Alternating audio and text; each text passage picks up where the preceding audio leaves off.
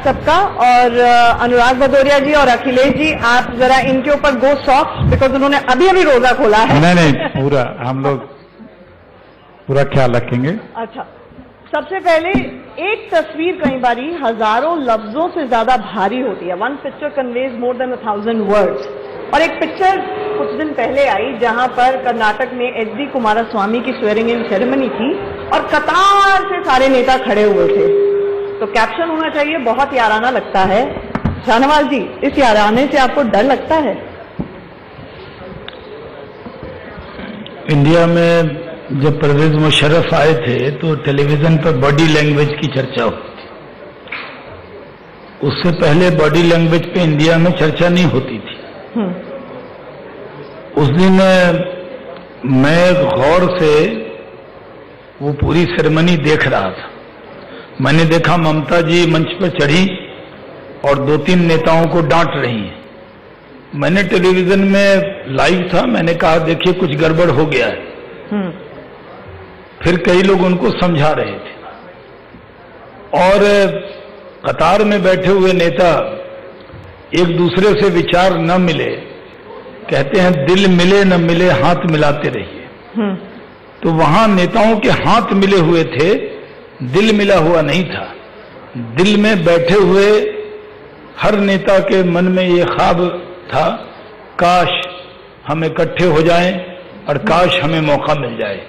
तो वो नेता नहीं थे, भविष्य का अपने मन में प्रधानमंत्री मानकर इकट्ठे थे। अखिलेश जी, इन्होंने कहा कि दिल नहीं मिले थे, सिर्फ हाथ मिले थे। तो आपने जो ट्रेलर दिखाया ना 2019 की मूवी से पहले, वो कहीं से भी ना एक्शन मूवी लग रही थी ना रोमांस, वो फैमिली ड्रामा लग रहा था जहां पे सारी बहुएं आपस में झगड़ी कि चाबी का गुच्छा किसको मिलेगा। टीवी सीरियल आप लोग देखते होंगे तो आप लोगों को ऐसा महसूस होता होगा। लेकिन अब ये दिल बहलाने के लिए इसी तरह के ख्याल लाना पड़ेगा शाहनवाज भाई और उनकी पार्टी को कि वो इधर मुंह किए थे उधर मुंह किए थे। क्योंकि सबको पता, इनको भी अंदर से पता, मोदी जी को पता, हम लोगों को पता, आप लोगों को पता है कि अब रुखसती के दिन कुछ ही बचे हैं और जाने वाले हैं। नहीं, आपको पता है कि ये नीतीश कुमार पार्ट 2 भी हो सकता है। एच.डी. कुमारस्वामी का नीतीश कुमार पार्ट 2 भी हो सकता है, क्योंकि उस वक्त भी इसी तरह के फोटो। देखिए, अगर कांग्रेस का कहीं गठबंधन है तो उस गठबंधन पर शंकाएं हैं, लेकिन अगर बीजेपी का गठबंधन है जिसके 2 ही विधायक हैं और 18 उधार लिए, उस पर कोई शंका नहीं है। 8 सरकारें राजभवन से बनी हैं, 8 और 6 जो है समर्थन से हैं। तो जो 8 राजभवन से बनी हैं वो तो जिस दिन दिल्ली से हटेंगे अपने आप राजभवन वाली सरकार गिर जाएगी। तो हम ये कह रहे हैं कि इनके एलायंस जो थे 30 लड़े थे ये साथ में, आज बीजेपी के 47 एलायंस पार्टनर हैं, जिसमें से 6 भाग चुके हैं। लगभग 35-36 सांसद अलग हो चुके हैं। शिवसेना चंद्रबाबू नायडू 18 शिवसेना के, 16 चंद्रबाबू नायडू के, 1-2 और। इनका तो लोग अब बहुत समझ के हटने लगे हैं, भागने लगे हैं। चुनाव आते आते बहुत से एलायंस हो जाएंगे, पार्टी के अंदर के भी लोग जाएंगे, वो भी मुखर हो ही रहे हैं। और हम अगर साथ आ रहे हैं तो इनको आभास है, लेकिन वो दिखे ना कि हम घबराए हुए हैं, डरे हुए हैं। पॉलिटिशियन को जो हारता हुआ होता है उसको इस तरह की पोस्चरिंग करनी पड़ती है। वो अपने पार्टी के प्रवक्ता हैं और वो कर रहे हैं, वो इनका अपना धर्म निभा रहे हैं, ये जानते हुए भी कि हमें चुनाव में अब आप इनको बता रहे हैं डर लग रहा है। भदौरिया भी आपके साथ बैठे हुए हैं, मुझे ये बताइए कि आपका काम बोल रहा था, साइकिल पे आप दोनों इकट्ठे सवार हुए थे, कमल को तो कुचल नहीं पाई, आपकी साइकिल पंक्चर हो गई। हाँ, तो फिर अगर मध्य प्रदेश में उसी मंच से उतरने के बाद अखिलेश जी जाते मध्य प्रदेश के दौरे पे और बोलते 230 सीटों पर हम खुद कंटेस्ट करेंगे, तो जब मध्य प्रदेश में ही आप लोग इकट्ठे नहीं चल पा रहे हैं तो यूपी में, पूरे देश में ये कैसे आपने निर्णय कर लिया? अभी ये अनुराग जी को जवाब देने दीजिए, कहा इन्होंने कहा। मैं सही बताऊं, 2013 में मैं पंजाब से तो लाहौर जा रहा था, रास्ते में बहुत हरियाली थी। इतना खुश था कि मोदी जी ने 56 इंच का सीना दिखाई दिया है। अब इलेक्शन हो गया, मोदी जी जीत गए, हम लोग भी अपना जमीन अमीन लाहौर के पास ले लेंगे, कब्जा कर ही लेंगे मोदी जी। मोदी जी ने बोला है कि हम अंदर घुस के आधा पाकिस्तान कब्जा कर लेंगे। 100 किलोमीटर की दूरी तो क्या, 100 फीट की दूरी भी पाकिस्तान की कब्जा नहीं कर पाए। कम से कम पाकिस्तान को उठा के पटक देते तो अच्छा लगता कि भाई पाकिस्तान के बल पे आप चिल्लाते रहे कि पाकिस्तान पाकिस्तान पाकिस्तान, कुछ तो पाकिस्तान पे कब्जा करते। पाकिस्तान पे कब्जा तो कर नहीं पाए, गए थे वहां पे सिमई खा के आए, जैसी सिमई खा के लौट रहे थे तब तक उन्होंने बम बम फोड़ फाड़ के जो आपके पास थे भी 2-4 लोग उनको ही मार गिराया। अभी आपके बात सब पे आ रहे हैं। जिस बात की आप बात करना चाह रही हैं, देखिए अभी जेडीएस और कांग्रेस ने इलेक्शन लड़ा कर्नाटका में और दोनों ने एक दूसरे के सामने इलेक्शन लड़ा और बहुत तेजी के साथ लड़ा। और बाद में आपने देखा कि राष्ट्र के लिए जब राष्ट्र की बात होती है तो कोई भी कुर्बानी दी जाती है और दोनों ने मिलकर वहां पे सरकार बनाई और जेडीएस को मौका दिया क्योंकि कांग्रेस ने कुर्बानी दी।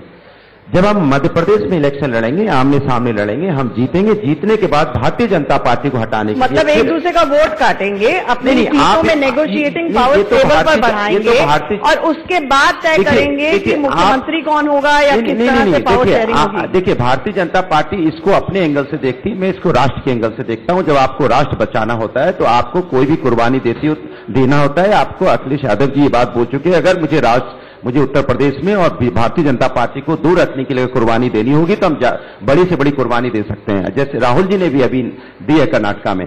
देखिए देश किस जगह जा रहा है, मैं आपसे पूछ लूं, सलमान हुसैन जी बैठे यहाँ पे, आपने नहीं आपने बोला था, आपने सिर्फ इतना ही बोला था कि जब हम आएंगे मुझे अगर मोदी जी की स्पीच सुना दो, तो उन्होंने बोला था ये दिल्ली की निकम्मी सरकार है 2013 में कि जो पेट्रोल की कीमत कम नहीं कर पा रही है, ये सरकार को रहने का हक नहीं।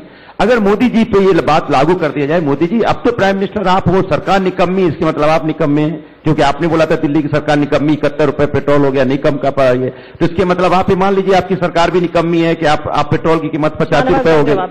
देखिए दो चीजें हैं, एक तो अखिलेश जी ने कहा कि गवर्नर के वजह से सरकार बनी है। सरकार गवर्नर नहीं बनाते, जनता बनाती है और सब जगह सरकारें बहुमत में है। दूसरी बात यह है कि मैं आपकी कई डिबेट सुन चुका हूं, जो अभी मैं उन डिबेट को पूरी तरह रिपीट नहीं करना चाहता और अखिलेश जी और भदौरिया जी भी सुन चुके हैं। भदौरिया जी ने एक बात गलत कही, कभी भी मोदी जी ने ये नहीं कहा कि हम पाकिस्तान की भूमि जीत कर आएंगे। ये जरूर है कि हम, उन्होंने कहा था निस्तो नाबूद कर देंगे। हाँ, अगर आपको याद ना हो तो पता नहीं कौन सा कोट याद तो इसके मतलब पाकिस्तान को नहीं मारना चाहते आप, इसके मतलब आप बोल दीजिए मन से पाकिस्तान को नहीं हराना चाहते या पाकिस्तान को नहीं डराना चाहते, पाकिस्तान पे कब्जा नहीं करना चाहते, पाकिस्तान को पालना पोसना चाहते हैं। आइए हमारे पास आइए, क्योंकि आप जिंदा रहोगे तो हमारी राजनीति चलेगी, क्योंकि पाकिस्तान जिंदाबाद जब तक हमारे देश में लगता रहेगा तब तक बीजेपी जिंदा रहेगी। समाजवादी पार्टी सरकार में थी, इनके नेता माननीय मुलायम सिंह यादव रक्षा मंत्री थे, तो 1 इंच जमीन पर 1 कदम नहीं रख पाए और हमें कह रहे हैं पाकिस्तान जीता क्यों नहीं आपने? क्या किया था? हम नहीं कह रहे हैं, आपने कहा। पहली बात नहीं, हमने कभी नहीं कहा। आप ही तो सारा दिन पाकिस्तान पे ही इलेक्शन लड़ते हो। आप हमारी आपका जिन्ना, आप जिन्ना पे लड़ते हो, बाबर पे लड़ते हो, औरंगजेब पे लड़ते हो, विकास पे लड़ते नहीं हो। आपको कब्जा करे पाकिस्तान को नहीं पटकेंगे, पटकेंगे। हमें पहलवान रहेगा, जब एक पहलवान रक्षा मंत्री बना तो पटका क्या? नहीं आप अरे आप सरकार में पहलवान जब रक्षा मंत्री बना क्या है, इनसे कोई क्वेश्चन क्यों नहीं हुआ? नहीं, इनसे कोई क्वेश्चन पूछो तो एक पिक्चर आई थी, मैं आपको बता दूं, जुदाई, उसमें एक गूंगी बहरी लड़की होती, उससे जब भी पूछो तो बोलती क्या नाम है, अब्बा डब्बा जब्बा। बोले तुम क्या करते हो, अब्बा डब्बा जब्बा। इनका यही काम है, 70 साल से कांग्रेस ने नहीं किया, वो प्रधानमंत्री ने वो नहीं किया, आपने 4 साल में क्या किया वो बताइए। जनता जानना चाहती है सर, जनता जानना चाहती है 4 साल में क्या किया। भदौरिया जी, एक बार मुलायम सिंह जी का सपना टूटा, चले गए वहीं पे देखो, उनको प्रधानमंत्री नहीं बनने दिया। देवगौड़ा की सरकार में वो, इसी देवगौड़ा जी की सरकार में रक्षा मंत्री थे। तो जो मैंने कहा, ये जो कहावत इन्होंने बताई है ना, वो इन्हीं पर लागू होती है, मेरे पे नहीं होती। मैंने अलग से कोई बात नहीं की, मैंने कहा जब पहलवान रक्षा मंत्री था तो 1 कदम नहीं जा सके, हमें कह रहे हैं पाकिस्तान आपको याद नहीं। दूसरा, गठबंधन पर डिबेट है, विदेश नीति पर नहीं है, रक्षा नीति पर नहीं है। ये गठबंधन की डिबेट से भागना चाह रहे हैं। नहीं भागना चाहते आप, पीडीपी का गठबंधन बताइए। इसलिए हम वो भी बता देंगे, पहले वही बताइए, वो भी बता देंगे, क्योंकि वो ज्यादा मामला उग्रवादियों का मामला है। वो कहावत जो है, वो जो कहावत आपने सुनाई ना, क्या अट्टा पट्टा झप्पा, क्या बताया? पट्टा नहीं, वो आप पे अनुराग जी, आपने ये नहीं बताया चुनाव में सवाल लेके माथे पर वो भी मिलते हैं। बिल्कुल, आज तो वही मैं इनसे पूछ रहा हूँ, अगर आप न होती इसमें कुर्सी न होती, क्योंकि 3 कुर्सी की डिबेट थी जो हम लोगों ने 2-3 सुनी, तो अनुराग जी उसके लिए सफिशिएंट थे। ये सवाल भी कर रहे हैं, जवाब भी दे रहे हैं। नहीं, आप पीडीपी का बताइए, हम कुछ नहीं बोलेंगे। पीडीपी का बताइए। मैं राजनीति में कहूं कि मैं प्रवक्ता के नाते, आप जानते हैं मैं बहुत दिनों से प्रवक्ता हूं और बहुत दौर का प्रवक्ता हूं, मैंने सब दौर देखा है। मैंने ये देखा है कि जब यूपी में चुनाव हो रहा था तो दिल्ली में कहीं चले जाइए यही होता था, भाई अखिलेश जी और राहुल जी मिल गए। पूरे उत्तर प्रदेश में लगा था यूपी को 7 पसंद है, लोगों ने सुना 7 सीट पसंद है, तो कांग्रेस को आई 7 सीट, ओनली 7। और साइकिल से इनको लग गया कि जिस हाथ से कभी तो गोरखपुर भी बता दीजिए जाता है, गोरखपुर में क्या हुआ? नहीं, फूलपुर भी बता दीजिए। देखिए, आप इतिहास बताते रहोगे, अपनी बात नहीं बताओगे। सरकार आपकी वहाँ भी है, सरकार आपकी यहाँ भी है, हमारे हरे कुर्ते वाले बाबा है ना, गठबंधन की बात फिर आपसे सवाल। ये मैं बात ये मैं जानते हैं कि गठबंधन में फूलपुर और गोरखपुर भी है, वो नहीं बताएंगे, तब बताएंगे, कैराना भी नहीं बताएंगे। उस दिन भी ये टीवी पे कहीं न कहीं टकराएंगे मुझे। मैं इनसे ये कह रहा हूं कि दिक्कत ये है कि यूपी में आप बुरी तरीके हारे और अखिलेश जी को लगा भाई पंजे के साथ नहीं, पंजा साइकिल नहीं चला सकता, हाथ कहा था तो हाथ तो था नहीं, पंजा था। अब एक लोग ये आजकल जब भी कांग्रेस के लोगों से या सपा के लोगों से बात कीजिए, कहते हैं साहब उपचुनाव में क्या हुआ, ये बाई इलेक्शन जीतकर खुश होते हैं और हम स्टेट जीतकर खुश होते हैं। इनके यहाँ दिक्कत ये है कि ये बाई इलेक्शन जीत गए, इनको लगा देश जीत गए। अभी चुनाव हो रहा है कैराना में, उसका जवाब हम लोग इनको दे देंगे, कैराना नूरपुर के अंदर। दूसरी बात, इनसे मैं पूछना चाहता हूं कि आप लोग डिबेट आंचल आनंद जी ने शुरू की थी कि वो जो स्टेज पर फोटो था, जिनके मन में लड्डू फूट रहे हैं प्रधानमंत्री के, कौन एक दूसरे के साथ जाएगा। ममता जी दाएं आना नहीं चाह रही थी, अखिलेश जी को सोनिया जी ने महत्व दिया नहीं, बसपा को बहन जी को ज्यादा पकड़ा हुआ था। तो मैंने जो डिबेट शुरू की कि बॉडी लैंग्वेज क्या थी वहां की। अच्छा, मुझे अनुराग बताइए, आपने कहीं पर किसी इंटरव्यू में कहा था कि अखिलेश जी कृष्ण हैं, आप सुदामा हैं। हमने तो नहीं कहा था, वो बनाया तो अच्छा बनाया गया था। लेकिन फिर भी अगर वही एनालॉजी में लेके चलूं तो आपका राहुल गांधी के बारे में क्या ख्याल है? अर्जुन बनेंगे राहुल गांधी यूपी से 2019 में केंद्र तक साथी बनेंगे? भारतीय जनता पार्टी की परेशानी आप देखिए, मंच पे कौन कहाँ खड़ा था, किसने क्या कपड़े पहने थे, कौन किसका हाथ पकड़ा था, किसकी गाड़ी कहाँ रह गई, नजर तो रखना ही पड़ता है ना आप लोगों पे। ये दूरबीन इसी बात पे लगाए बैठे हैं कि कैसे भी कुछ हो, माने इनका कुछ टूट फूट हो तो ही मैं बच सकता हूं। मतलब इनकी छटपटाहट इनके काम पे नहीं है कि हमने काम किया है तो हम लड़ेंगे। गठबंधन में लड़े थे ना, आप हराया कि नहीं? आप सुनिए, बुरी तरीके हराया। अभी गोरखपुर फूलपुर आप हारे हैं, इतनी बुरी तरह हारे हैं कि योगी जी की कमर सीधी नहीं हुई है। योगी जी की कमर अभी तक सीधी नहीं हुई है। मुख्यमंत्री का बंगला भी खाली होना है। फोटो आपका अनुराग जी अकेले वो फोटो आपका क्रेडिट ले रहे हैं। ये जो देख रहे थे, पूरी हो जाए बात, खा भी रहे थे, मेरी बात पूरी हो जाए फिर ये कर देंगे। स्टेज मैनेज माना जाए। देखिए, यही तो बात है कि हम अगर गठबंधन करें तो हम वोट कटवा है। गठबंधन या गांठबंधन, जो भी हो, मुझे ये बताइए कि क्या सिर्फ इस स्तर पर कि मोदी और बीजेपी को बाहर रखना है, पार्टीज का इकट्ठे आना ठीक है? क्या अपने आप में ये नेगेटिव कैंपेन नहीं है? आपका यही तो सवाल है, कॉमन मिनिमम। यही मैं सवाल कर रहा हूं। माननीय मोदी जी के आने के बाद सवाल विपक्ष से, सत्ता से नहीं या मोदी जी से नहीं। मोदी जी यदि मनमोहन सिंह के लिए 33 दलों का गठबंधन कर लें और उसे 6 दल वो हैं जो राष्ट्र विरोधी भाषा बोलते हो, तो पाक गठबंधन है। और अगर कांग्रेस पार्टी और दूसरे लोगों से गठबंधन हो जाए, बात करें तो वो वोट कटवा है, वोट काटने के लिए लड़ रहे हैं।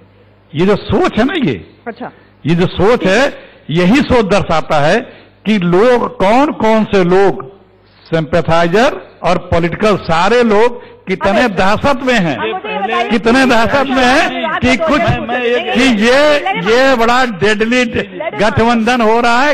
ये आभास है शुभचिंतकों को भी और जो है पार्टी के लोगों को भी। मोटिव एट्रीब्यूट मत करिए मुझे, मैं नोटा ऑप्शन भी हो सकती हूँ। 1 मिनट रुकिएगा शाहनवाज भाई, पीडीपी हाँ बिल्कुल, अनुराग जी ने पीडीपी पे मुझे ये बताइए, इधर उधर मत भागिए। पीडीपी सर, पीडीपी बताइए ना, उग्रवादी पार्टी है, देश को तोड़ रही है, बम फोड़ रही है, लोगों को मार रही है, लिफ्ट नहीं दे रही है, बताइए पीडीपी को। अच्छा शाहनवाज भाई, देखिए अनुराग जी तो परेशान है कि सोनिया जी ने मायावती जी को बहुत जोर से नहीं आएंगे, नहीं आएंगे, जवाब नहीं देंगे। शाहनवाज भाई नहीं, सवाल पहले नहीं देंगे। जितेंद्र सिंह सुबह यहाँ मंच पर आए और उन्होंने ये कहा कि देखिए मियाँ बीवी के झगड़े होते रहते हैं, लेकिन बच्चों के हित के लिए वो कई साल तक शादी निभाते हैं। तो एनालॉजी वो पीडीपी और उनके संबंधों पर उन्होंने दी।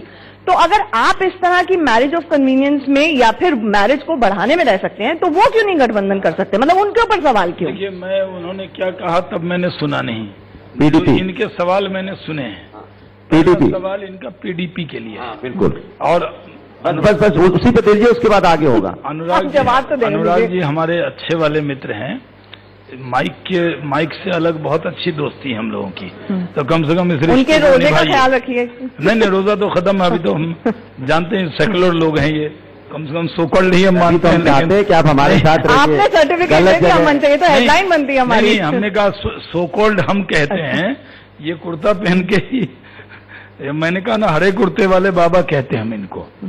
तो ये हमें पीडीपी की बात भी जो है हिंदू मुसलमान हो गया, बिजुली भी हो गया, कब्रिस्तान भी हो गया, शमशान भी हो गया, सब हिंदू मुसलमान। तो हरे रंग तिरंगे का रंग जाना, आपने हिंदू मुसलमान ले लिया, हमने नहीं कहा, हम तो नहीं मानते इन चीजों को। ये जो पीडीपी से हमारा गठबंधन है, ये सवाल आपका बासी है, क्योंकि सुबह आपने जितेंद्र सिंह जी ने जवाब दे दिया, आपका फुटेज हमें नहीं खाना है।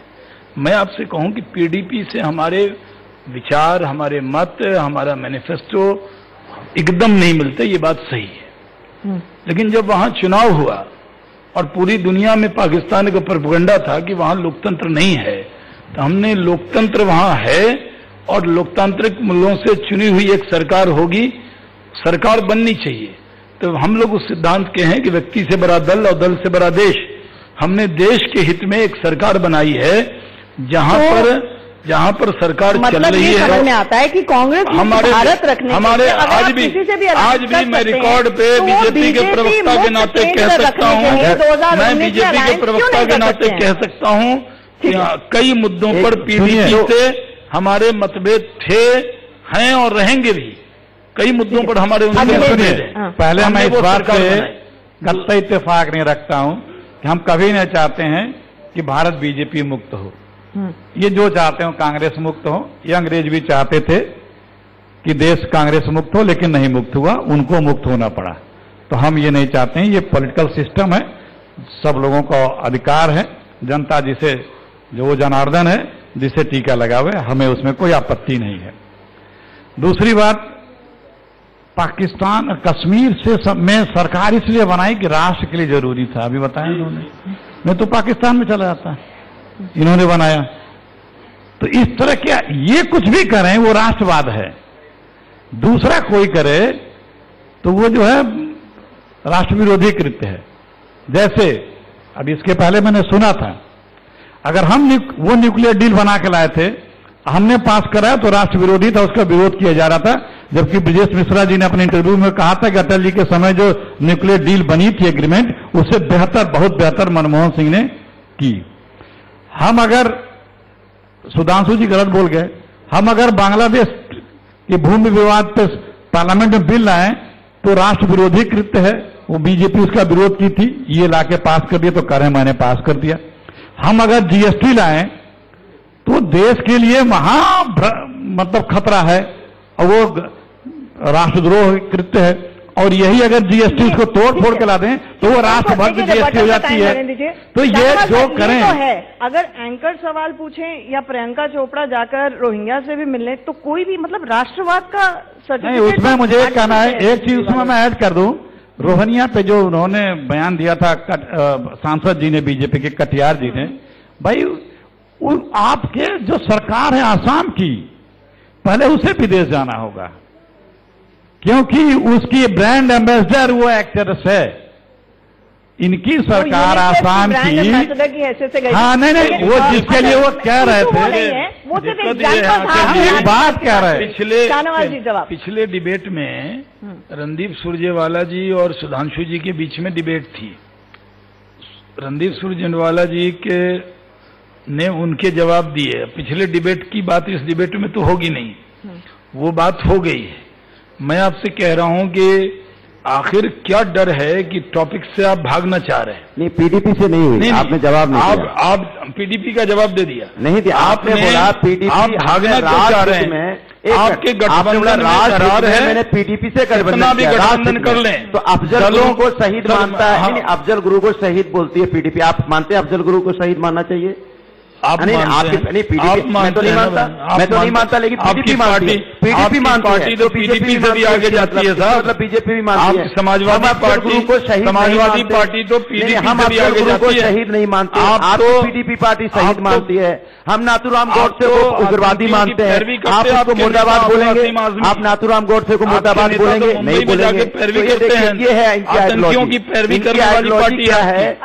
इसलिए मैं कहूँ देखिए ये थोड़ा कट करने की संभावना रहती है। तो जवाब देने दीजिए, फिर आप सवाल पूछेगा। मुझे तो लग रहा था कि गठबंधन पर है तो गठबंधन पर इनका गठबंधन दोनों का होना तो है नहीं कि होना है कि नहीं होना है, क्योंकि सोनिया जी ने एकदम लिफ्ट नहीं दिया सपा को, तो नाराज है थोड़े ये। अच्छा, लिफ्ट नहीं दिया? नहीं, और परेशानी आपने जवाब नहीं दिया।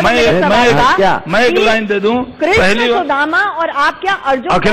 अखिलेश यादव तो देखिए, अखिलेश यादव वहाँ इग्नोर थे, हम समझ रहे हैं आपका दर्द। लेकिन मैं आपको एक लाइन कह दूं, मुझे एक लाइन इजाजत दे दें आप। दलों का गठबंधन हमारे विरोध में कितना हो जाए, देश की जनता का दिल का गठबंधन प्रधानमंत्री जी के साथ है। प्रधानमंत्री देश की जनता के मन में बसे हैं। ये जितना इकट्ठे होंगे, इसमें बहुत से दल हैं जिनके 1 MP, किसी के 2 MP, कई ऐसी पार्टी भी जिसका रजिस्ट्रेशन ही नहीं है।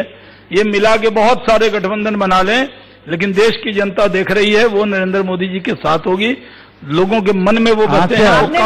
आपने बोला कि नरेंद्र मोदी जी लोगों के दिल में बसे हैं। शिवराज सिंह चौहान जी ने भी एक दिन पहले कहा कि वो भगवान जैसे हैं। तो अभी सुधांशु जी जब बात कर रहे थे ना, India is Indira, Indira is India, तो मुझे काफी सिमिलैरिटीज लगी। देखिए, मैं तो कह रहा हूँ, मैं तो एक खुदा को मानने वाला व्यक्ति हूँ, तो मैं खुदा के बराबर किसी की तुलना नहीं कर सकता, न मेरी पार्टी में कोई करता है।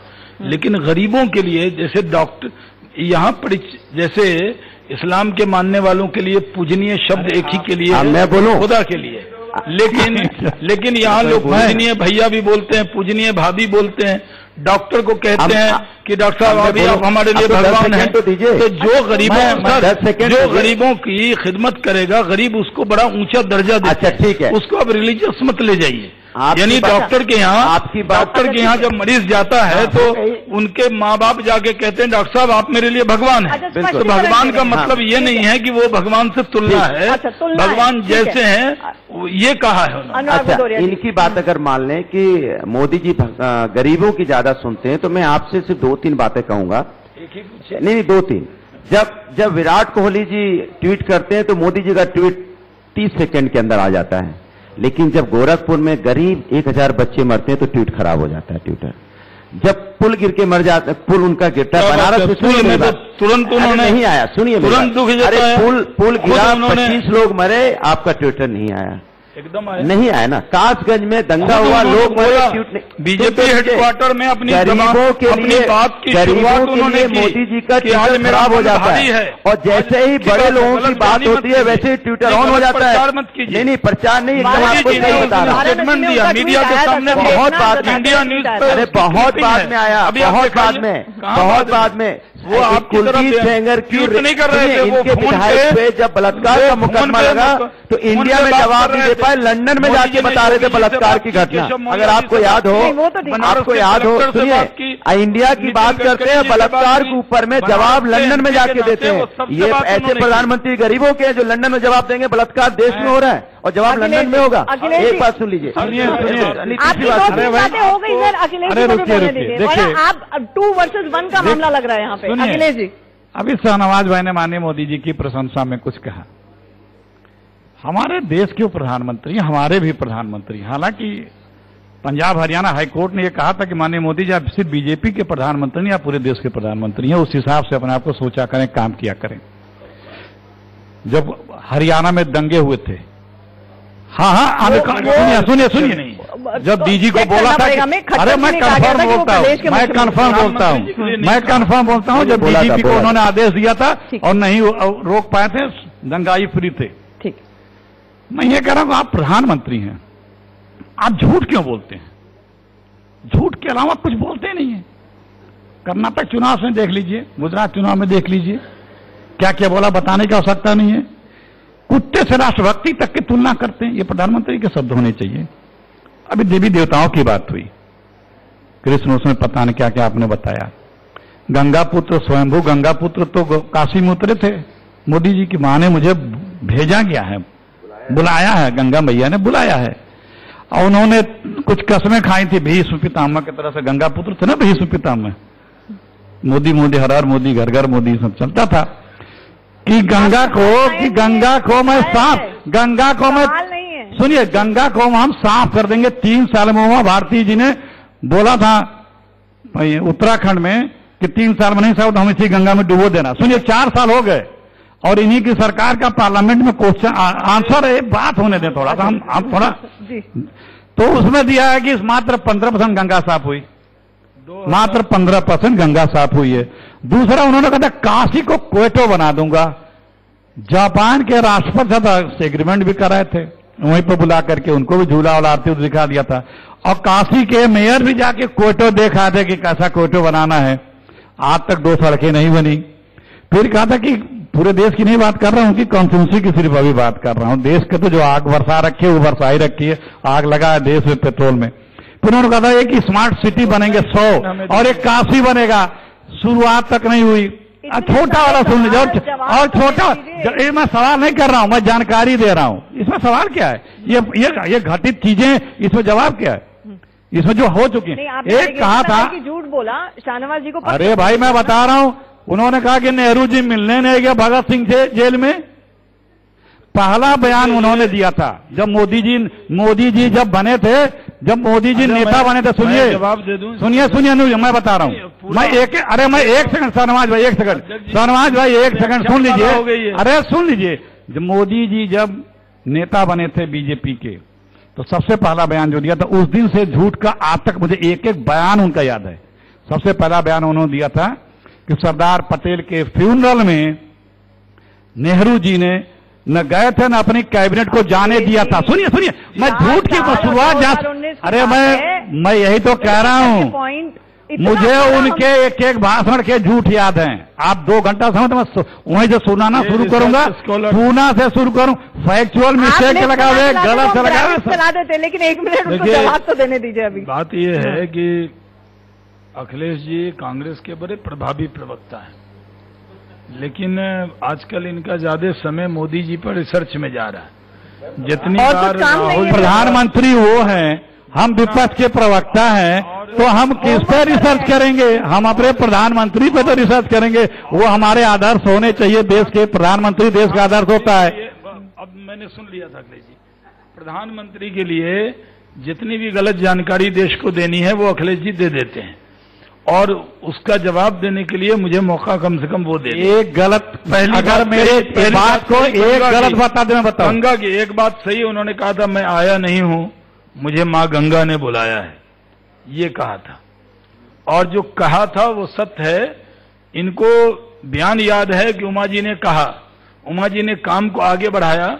4 दिन पहले नितिन गडकरी जी का बयान ही पढ़ते ही नहीं, जिस बयान में इनको ये है कि इनको जो पसंद हो यही बात करेंगे। मैं आपके लोकसभा में दिए गए उत्तर की बात कर रहा हूं। इसी अंतिम 4 दिन पहले वो आपके लोकसभा का प्रश्न उत्तर है, आपको चाहिए। मैं उस लेटर को ट्वीट, मैंने मर्यादा रखी कि जब अखिलेश जी बोल रहे थे तो मैं उसी वक्त बहस इतना झूठ मत बोलिए ना, इतना झूठ मत बोलिए। On record black and white है। आपकी सरकार का पार्टी है, तो उसमें तो आपकी सरकार का जवाब है, ये कर्तव्य है, पार्टी झूठी है तो झूठ बोलना है।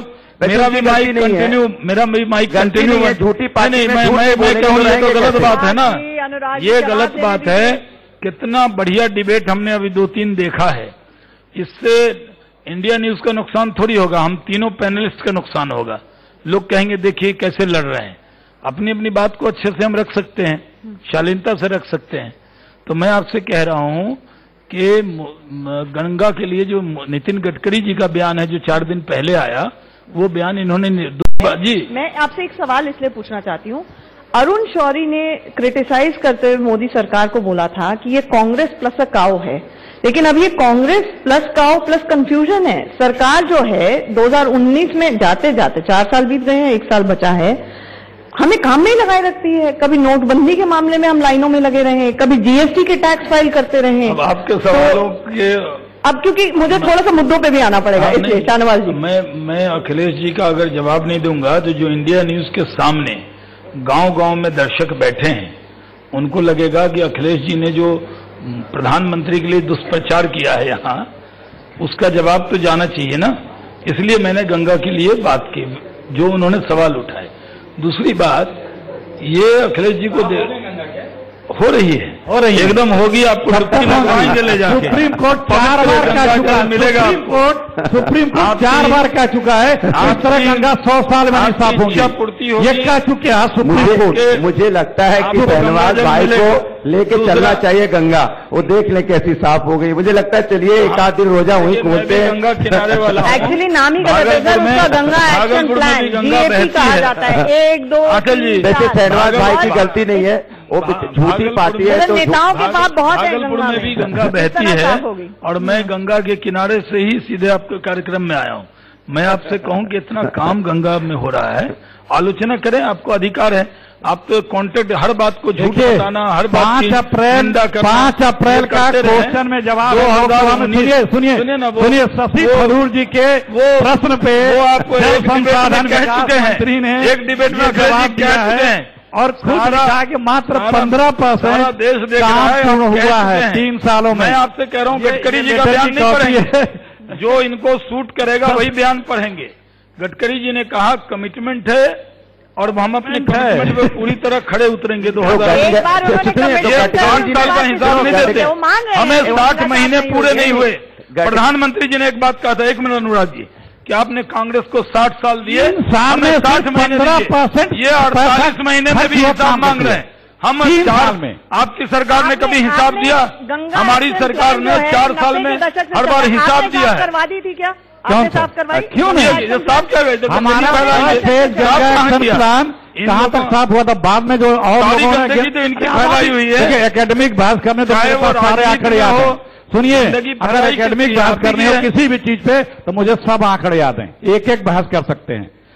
आज के तारीख में 10,665 करोड़ रुपए गन्ना का यूपी में बकाया है और 19,000 करोड़ रुपए पूरे देश का बकाया है। ये पार्लियामेंट का और यहाँ पर का मैं प्रेस नोट बता रहा हूं। जो वरिष्ठ पत्रकार बैठे उनको मालूम है, पार्लियामेंट में रेवती रमन सिंह जी के नेतृत्व में गंगा पर एक कमेटी थी। उस कमेटी का मैं भी एक सदस्य था मामूली। मैं, रेवती रमन सिंह जी, उमा भारती जी, सब लोग, हर दल के लोग थे और हम स्पीकर साहब से मिले, यहां तक के हम सोनिया जी से भी मिले। उस वक्त अडवाणी जी विपक्ष के, सुषमा जी नेता थी, उनसे भी जाके हम लोग मिले। सांसदों ने, कुछ जो पुराने पत्रकार हैं जो पार्लियामेंट कवर करते हैं, इसको लेकर एक दिन पार्लियामेंट में गंगा पर डिबेट हुई और सरकार गंगा साफ नहीं होती ना। अचल जी, मैं बात पूरी कर लूं। बात पूरी नहीं हो रही है। ये इस डिबेट के बाद एक कान पे जू नहीं देंगी उस सरकार को। हमारी सरकार आई तो आज काम कर रही है तो हिसाब मांग रहे हैं। अच्छा, तो आप साफ करेंगे और शुद्ध जल में पूरब के आप हैं, आप डुबकी लगाएंगे, मैं सामने देखूंगा जाके। काम पे आ जाता हूं। सुनिए, देखिए, काम 3 तरह के सरकार के होते हैं। सत्ता में आने के पहले जो उसके मुखिया ने कहा हो मैं ये कर दूंगा, दूसरा मैनिफेस्टो, तीसरा सरकार ने जो बजट में प्लान एलोकेट करके धन निर्गत कर दिया, स्वीकृत कर दिया है। वो 3 चैप्टर होता है। पहला पे आता हूं, जो वादा किया था, काला धन आ गया, कोई मिले यहां तो बताइएगा आप लोग भाई। 15 लाख किसी खाते में आ गए, 15 लाख कांग्रेस के खाते में। बीच में मत बोलिए। 2.5 गुना कृषि उपज का मिल गया, गंगा मैया साफ हो गई। सुनिए, देखिए, इन्होंने कहा हमारी सरकार काम कर रही है, मैं सिर्फ 2014 के बजट की योजनाओं को पूछ रहा हूं आपको, जिसपे पैसा स्वीकृत हुआ था। पूछ तो लिया आपने, नमामि गंगे में 15%। सुनिए, स्मार्ट सिटीज, ये अच्छा पढ़ लीजिए, जितना पढ़ लीजिए, कोई बात। 100 स्मार्ट सिटी आपने कहा था, आज तक एक स्मार्ट सिटी का काम शुरू हो गया। अरे मैं भागलपुर से हूँ, सैकड़ों करोड़ लग गया, कमाल कर रहे हैं। चलिए भागलपुर स्मार्ट सिटी में काम शुरू हो गया। पार्लियामेंट में मेरी भागलपुर की स्मार्ट सिटी में, गुजरात में काम शुरू हो गया, यूपी में काम शुरू हो गया। क्या बात कर रहे हैं? 3 साल में प्रचार मत कीजिए। स्मार्ट बंदरगाह, बजट एलोकेशन हो गया, काम शुरू हो गया। वो 2002 तक सबको, जितना कागज आप पढ़ रहे हैं यही डिस्टर्बिंग गलत है। सुन नहीं सकते, सिटी गलत प्रचार कर रहे हैं, नहीं पूरा देश जान रहा है गलत प्रचार कर रही है कांग्रेस। मैं देखिए, आपने इतनी सारी योजनाएं, काम शुरू हो गया, मुझे बोलने नहीं दे रहे हैं। बोलिए ना, एक सेकंड। और आपको भी आपने बहुत सारी योजनाएं, मैं सवाल न कर सकूं। नहीं, आपने बहुत सारी योजनाएं प्रेम कर रहे हैं। सवाल कीजिए, फिर सवाल कीजिए। मैं कर रहा हूं ना, ये जो इनके बजट में सवाल भी जो 2014 के वित्त बजट में जो अनाउंसमेंट है, जिसपे पैसे दिए गए हैं, मैं उनको गिना रहा हूं, किसी का भी 10 से 15% काम नहीं हुआ है, किसी का भी। इन्होंने हर राज्य में एक एम्स बोला था, 3 साल में बन गए, एक भी एम्स अभी बनना नहीं शुरू हुआ है। छोड़ दीजिए, पूर्वोत्तर में एम्स जैसे हॉस्पिटल बनेंगे, फिर 12 नए सरकारी मेडिकल कॉलेज बोला था, 5 नए IIIT बोली थी, 5 IIM बोला था, विकास के लिए फंड बोला था, महंगाई कम, रोजगार 2 करोड़ देने को बोला था, सामुदायिक रेडियो बोला था, 20 लाख आबादी के ऊपर मेट्रो बोला था, मेट्रो ला देंगे, 20 लाख के नगर की आबादी के ऊपर मेट्रो ला देंगे। एक मेट्रो का अभी तक DPR तक नहीं बना, और कहीं की वो भी बड़ा आपका पर्चा है। पहले तो ये क्लैरिफाई, मैं अभी बहुत है, इन्हीं के बजट का है। पढ़ दीजिए। मैं वो पॉइंट लिखता हूँ, इनको मॉनिटर करता हूँ कि ये क्या कर रहे हैं, और इनको फॉलो करता हूँ, क्योंकि झूठों को घर तक पहुंचाना बहुत जरूरी होता है। सिर्फ झूठ बोलते हैं ये। अगर हमारे पास डाटा नहीं होंगे, डिटेल नहीं होंगे, और वो भी नहीं के हैं, मेरे नहीं है, कुछ जिम्मेदार चैनल है। जितना समय आप उनको दे रही हैं, उतना मुझे तो जरा सा भी नहीं मिला चाहिए आपको। सुनिए ना, एक गाना था, जहाँ तेरी ये नजर है मेरी जान मुझे खबर है, उनको सारी खबरें हैं और उनकी फहरिस्त बहुत लंबी है, लेकिन शाहनवाज जी उन्होंने कहा कुछ बना नहीं है, आपने जनता को बनाया। जब ये गिना रहे थे तो मुझे ये लगा कि कांग्रेस के प्रवक्ता हैं, कांग्रेस ने 60 साल में जो वादा किया था गरीबी हटाओ, वो आज तक गरीबी रेखा के नीचे लोग हैं। 71 इन्होंने अपना आज गरीब हैं, दलित हैं, पिछड़े हैं, आदिवासी हैं, अकलियत के लोग। सच्चर कमेटी की रिपोर्ट कहती है कि भारत का मुसलमान गरीब है, पिछड़ा है, बेरोजगार है। किनके वजह से? इनके वजह से। इन्होंने गरीबों को गरीब रखा, इन्होंने कोई योजना पूरा नहीं किया। मोदी जी ने जितनी बड़ी योजना है उसकी लिस्ट बनाई, महीने में सारे उद्योगपति महीने में एक मीटिंग होती है, पैसा लेकर इधर भागे मोदी जी के मित्र, और गरीबों की बात कर रहे हैं। 1 रुपए छोड़ा नहीं किसी गरीब के लिए। सारे गरीब, सारे दलित जो इनकी पार्टी के हैं, इनके पार्टी के खिलाफ बोल रहे हैं। यूपी में सारे मिनिस्टर इनके खिलाफ बोल रहे हैं। सारे राज्य के चीफ सेक्रेटरी को मैं आपको जवाब दे रहा हूं, उधर नहीं देख रहा हूं मैं सारे राज्य के चीफ सेक्रेटरी को, कंसर्न मिनिस्टर को, डिपार्टमेंट के सेक्रेटरी को लेकर बैठते हैं। ये सब कंप्यूटर में है कि कहीं है भी? महीने में ये सब कंप्यूटर में है सर, और कंप्यूटर में है, धरातल पे नहीं है। को पूरा करते। अरे भैया, ये पेपर में धरातल में कब आएगा? रोड बनाया दिल्ली, धरातल में कब आएगा? उसी को बोलते हो। तो आप एक आध बना दो, आप एक आध बना दो। चलिए शहनवाज जी एक आध बनवा दीजिए, अखिलेश जी का एक आध रोड बनवा दीजिए, ऐसे ही बनवा दीजिए। भी सोनिया जी ने लिफ्ट रोड बनती नहीं है, इतना किनारे रोड बनती नहीं है, खाली पेपर में बनाओगे, कभी धरातल पे आएगी कोई चीज? आज जो नितिन गडकरी जी की प्रशंसा है पूरे देश में। नितिन गडकरी जी ने क्या बोला आपने सुना? उन्होंने बोला कि पेट्रोल की कीमत इसलिए बढ़ानी पड़ रही है कि उससे हमें सोशल वर्क करना पड़ता है।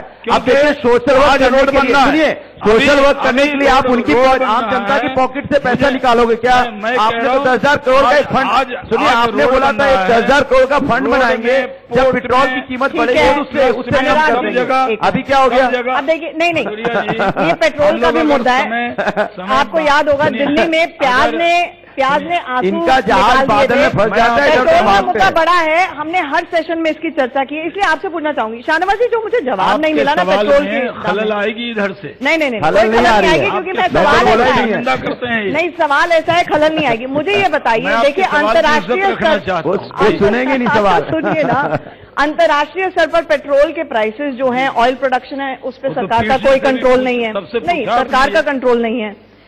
डॉलर और रुपये की आपस में क्या इक्वेशन है, उस पर सरकार का कंट्रोल नहीं है। आपका कंट्रोल सिर्फ टैक्सेशन पे है। अगर आप रिलीफ देना चाहते थे तो आप लगातार 12 दिन से कीमतें बढ़ रही हैं, आप पहले रिलीफ दे सकते थे। मुझे आपने ये रिलीफ क्यों नहीं दिया?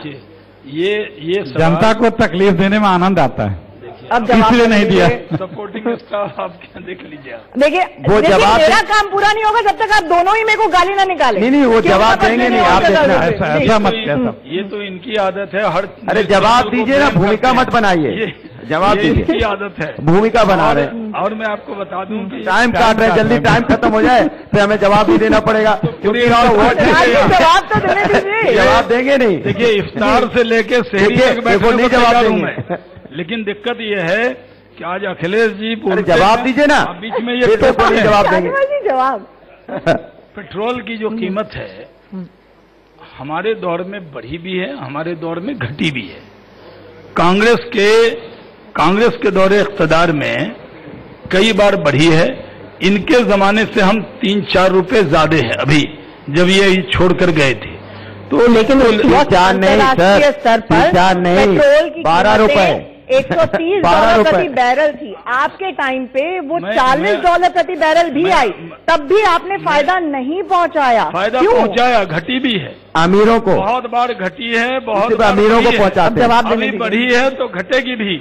मैं आपके इंडिया जब सब लूट जाएगा तब, इस प्लेटफॉर्म का उपयोग करते फार्मर सुसाइड कर लेंगे तब, हम चिंता करेंगे देश की, इनके कहने पे नहीं। जनता मर जाएगी तब। हमारे राष्ट्रीय अध्यक्ष ने कहा है इंतजार कीजिए और क़यामत तक का मत कीजिए, जरूर मजदूर भूखा मर जाएगा तब हम उठाएगी।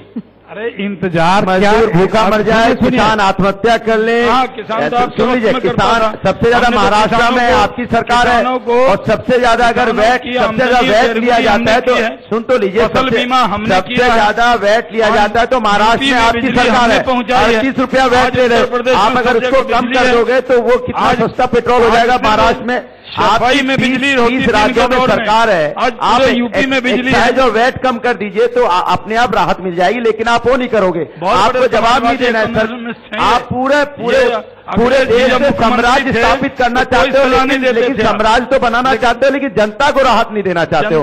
जनता आपके कहने से नहीं, जनता तो आपके साथ अब कितनी है तो पता है आपको, इसीलिए आप परेशान है थोड़ा सा। अनुराग जी, हर चुनाव में आपको हराते हैं, पराजित करते हैं, बिल्कुल भी आप अभी आ रहे हैं, चिंता मत कीजिए। हर चुनाव में हराते हैं। गोरखपुर आपने हरा दिया, सुनिए ना, फूलपुर हरा दिया, कर्नाटक की कौन बड़ी पार्टी? अरे बड़ी पार्टी तो गोवा में भी कांग्रेस थी।